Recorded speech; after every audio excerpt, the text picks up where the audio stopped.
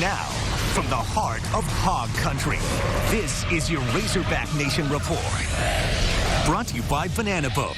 Well, we are right in the middle of the Major League Draft, watching and waiting to see if a Razorback will get his name called. It appears Coach Van Horn's incoming recruiting class could only take one hit. But of course, now that the draft is come and gone, it leaves behind many questions about the upcoming season. Oh, the elusive sweep. The Hogs haven't swept an SEC opponent at all this season. And on top of that, a win over Missouri today gives Arkansas a much better spot in the SEC tournament. Dave Van Horn, Trey Killian, and Team USA, the head Hog and his junior pitcher representing the red, white, and blue this summer, currently out in North Carolina. Alyssa Orange here for the Northwest Arkansas Championship. You can see behind me the rain is coming down now, and it started to come down around 11:45 today, just as Stacy Lewis was wrapping up the 18th hole at the Pro-Am. So the trip to Missouri holds postseason implications, but also a bittersweet homecoming for a member of the coaching staff. Well, even if you didn't have the opportunity to meet Frank Broyles, you still know the impact he has,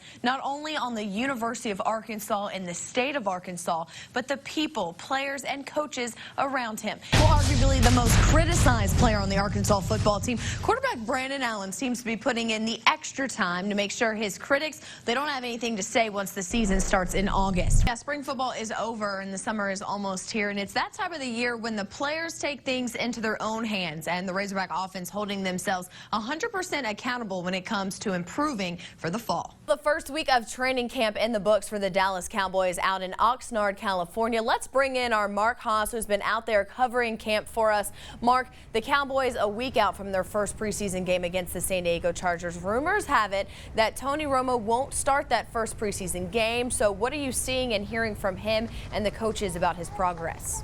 Well, after the series win over South Carolina last weekend, dropping game 1 against UNLV last night, not what the Razorbacks had in mind. So time to redeem themselves tonight in game 2. And what a fun night at the ballpark anyways. Bark in the Park tonight at Baum Stadium.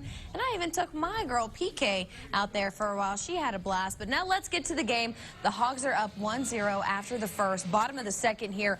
Michael Bernal gets this one out of the infield. Clark Egan is going to come and score, and it is 2-0 Hogs. Next up, Tyler Spoon. And you know what?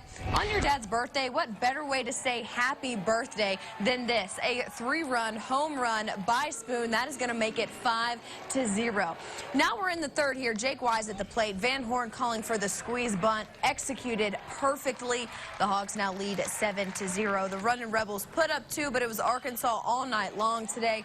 The Hogs go on to win this one 9-2 over UNLV. They're starting the night off on the spring practice field. The pot is stirring when it comes to the quarterback position. Now, last season's starter Brandon Allen still at the top of the depth chart, but after him, that's when things start to move around a bit. Allen's backup last year, A.J. Derby, now working out as a tight end the past 2 practices, and he's had quite the reps today at practice. And when it comes to Duop Mitchell, he barely took snaps at quarterback today, worked with the wide receiver some, so it looks like that might leave Austin Allen and Rafe Peavy to battle it out for the number 2 spot, but still a whole lot of questions left.